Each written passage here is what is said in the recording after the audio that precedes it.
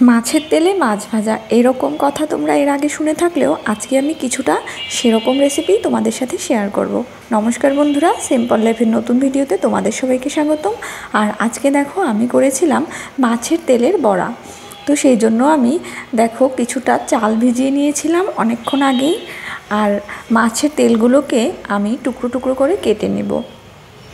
যেহেতু এটা ফ্রিজে রেখেছিলাম তাই কিছুটা জমাট বেঁধে গিয়েছিল, তাই এটা আমি ছুরি দিয়ে কেটে নিচ্ছি।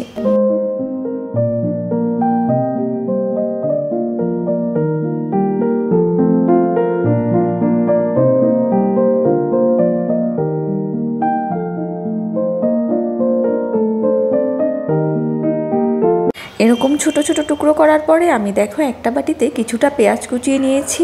আর ওই যে চাল ভেজানো ছিল সেটাকে গ্রাইন্ডারে দিয়ে গ্রাইন্ড করে নিয়েছি। এবারে আমি এর মধ্যে কিছুটা দিয়ে দেব আদা বাটা এবং কাঁচামরিচ বাটা, দিয়ে দেব একটুখানি হলুদ গুঁড়ো, লবণ আর একটুখানি জিরের গুঁড়ো।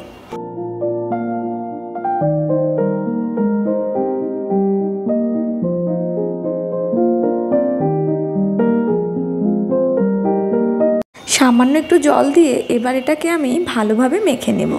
তো এভাবে আমি এটাকে মেখে নেওয়ার পরে এর মধ্যে ছোট ছোট মাছের যে তেলের টুকরোগুলো সেটা দিয়ে এভাবে গোল গোল করে নিয়ে একটা একটা করে তেলে দিয়ে দেব আর ভেজে নেব।